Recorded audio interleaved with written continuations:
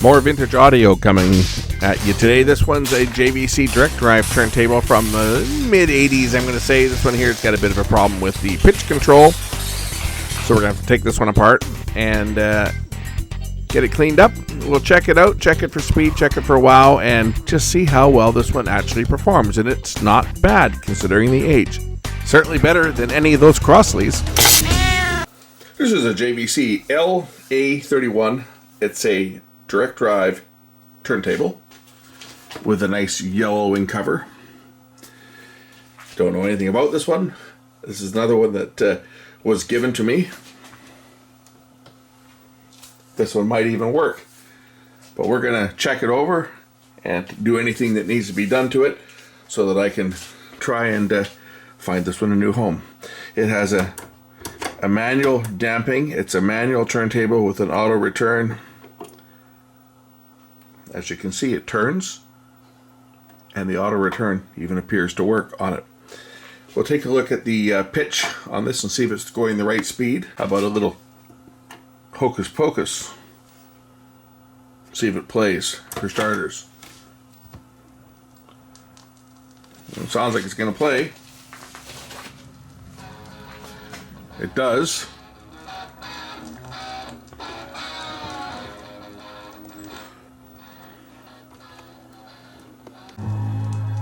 Check the pitch control out.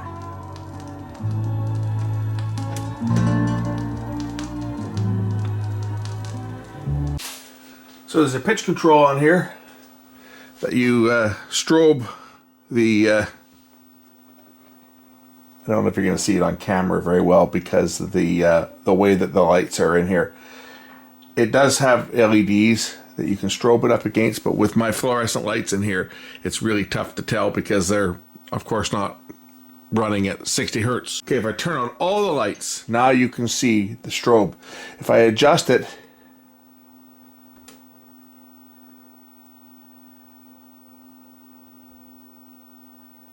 get it almost perfect, but I think that control needs to be cleaned because all I gotta do is just wiggle it a bit, and it's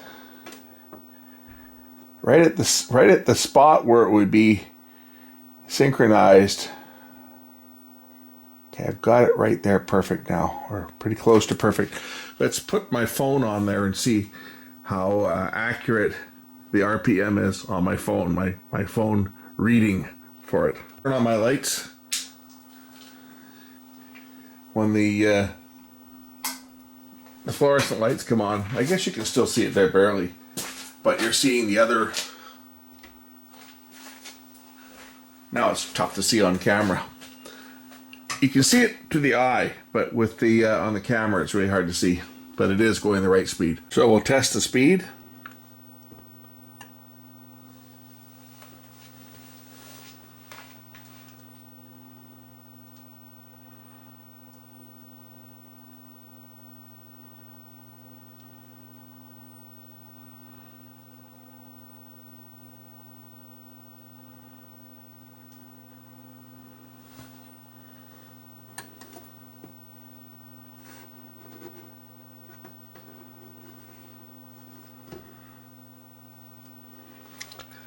So it measured between 33.21 and 33.29. With the wow on this was 0.13%. That's actually very good. It, however, is not as good as my Technics SL M1.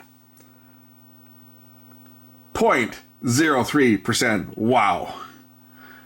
Now that is damn good in anybody's language. I do want to clean that control though, because that control to me was a little bit flaky. When I was adjusting the speed, I just had to touch it and the speed would change.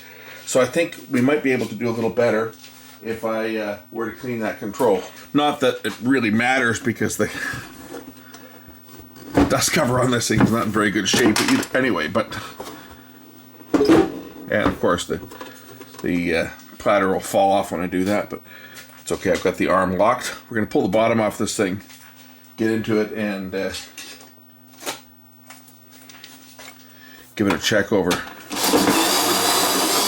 I'm using the power screwdriver just because I know how it gets under some people's skin, so I'm doing it just to get to them because, you know, I keep getting lectured like I'm a child that I shouldn't be using a power driver. It's like my old grade 8 junior high school electronics teacher. He was pretty anal when it came to just about everything.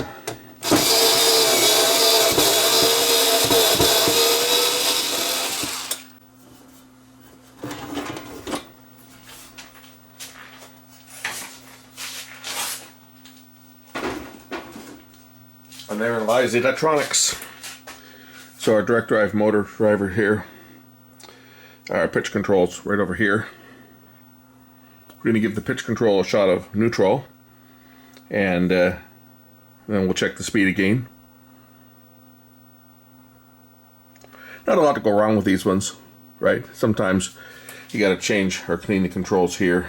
The main set control for 33 and 45. And the pitch control is the fine setting. We'll check the speed on that before I put it all together. We'll check both of them, make sure that they're both spot on when set without touching the control. But let me get some cleaner in there first. I'm just going to use some good old neutral.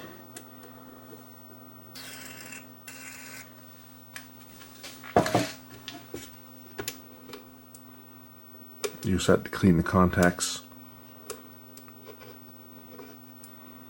Okay, I've set the speed again with the pitch control.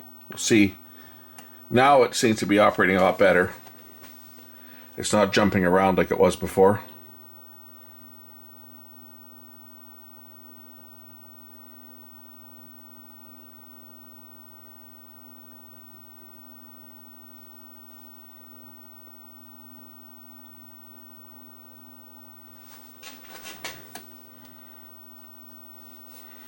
And our wound flutter this time measured 0.29%. Let's check it at 45 RPM and see how 45 RPM works.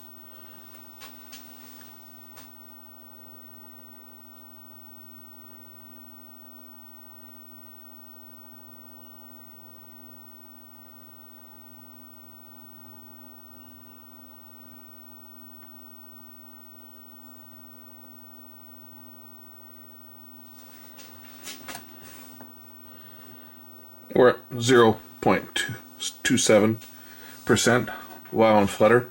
I don't know what the specs on this unit was when it was new.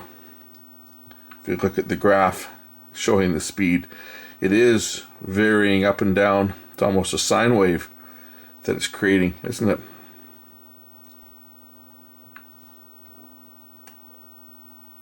Try and keep the phone as close as we can to the center,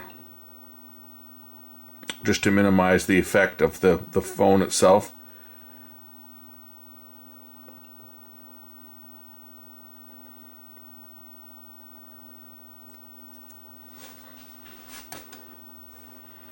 So we're 0.24, it's the same, right? It shouldn't really make any difference where the phone is.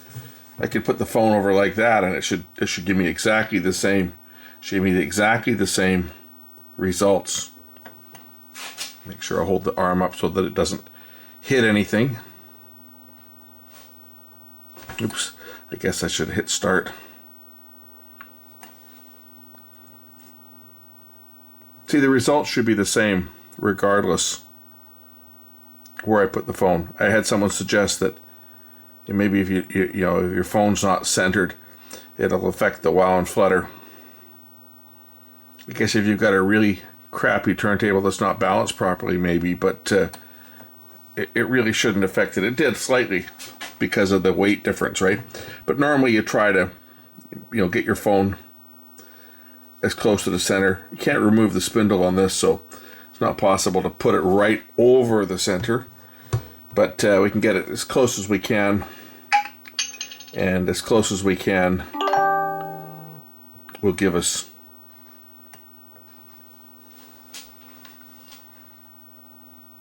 a fairly accurate reading.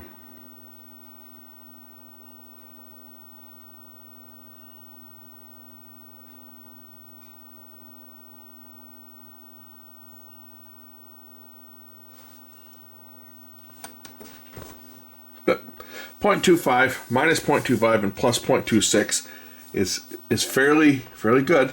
A lot of that's going to be just through the balance of the actual platter itself. I mean, even I guess the rubber could cause that, but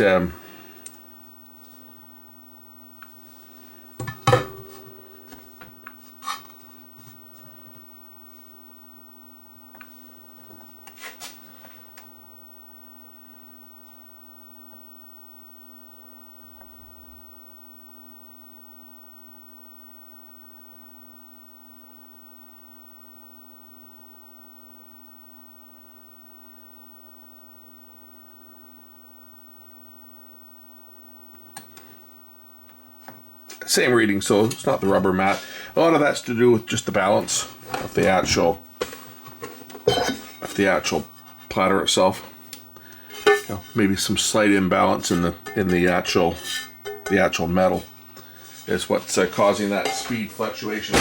I think we're good on this one. I'm going to put the bottom back on it.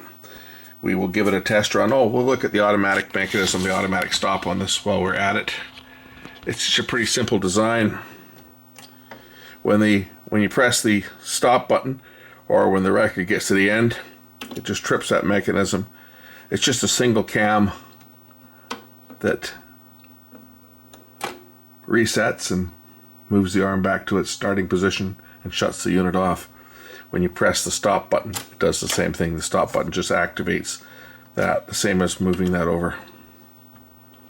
And that'll pick the arm up and move the arm back. One last thing to do on this one before sending it out is to check the balance of the tone arm. And that's done by, we're going to zero it out. So I'm going to wind this back to approximately 0. Well, where is 0 on this thing here? I'm going to balance it so that the tone arm floats. I'll take that down. Turn off the anti-skate. We're going to turn this back just to the point where the arm floats. Not goes way up, but just hangs level. And that's how you do it. You want the arm to just completely float level, like it is now. If I push it down, it'll come back up, and it'll teeter back and forth until the arm is hanging completely level. Once the arm is hanging completely level, I know now that I'm balanced. I'm going to hold the back of the weight so it can't turn. I'm going to turn the indicator to point at 0. Once I've got the indicator pointing at 0, I'm going to turn the entire weight with the indicator till I get to roughly 2 grams or whatever the rating is for this. I think it's a 2 gram cartridge. And then we're going to set the anti-skate as well to 2 grams. I've now balanced the arm. We can start playing it. Yeah. And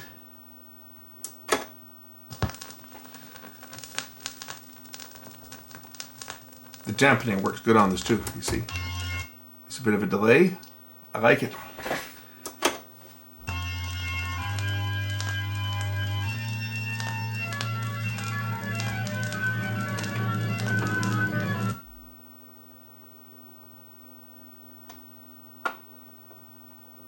There we go. This one's serviced. So that's how you service one of these direct drive turntables. Typically what goes wrong on them is the speed controls here get dirty. I have to do the same thing. When I get around to it, I'm going to haul out my prized possession, my Technics SLM1, because the pitch control on it is bad. I leave it in quartz lock, which is pretty darn close. But I'm going to take it, I got to take it out of my cabinet, and we're going to do a service on that at some point. And that is a beautiful turntable, other than the fact that the cover is, like everybody else's covers, they always end up getting scratched and discolored and so forth. Anyway, that's this one serviced. Hope you guys enjoyed this one. This one I'm going to sell, because I kid you not, as this unit sits now, I can probably get as much for this 30-odd-year-old turntable, probably close to 40 years now, Was out in the 80s, so 35 or so year old turntable. I can probably get as much today for this turntable as it sold for when it was new. And I kid you not, these are actually a well-built turntable. It's plastic. Well, I think it's actually a composite. I don't know if that's plastic or whether it's a composite material. I had a Sony that was composite. I don't know what happened to it. It's around somewhere. I think it's around somewhere still. But these actually were pretty good turntables. A direct drive, very low rumble, very good on the wow and flutter department. They were a good turntable. And when these were new, they weren't that expensive. Like, they were probably $150 when it was new. And I bet you I could get $150 for that thing today. Easily. Thanks for watching. We'll catch you in the next one.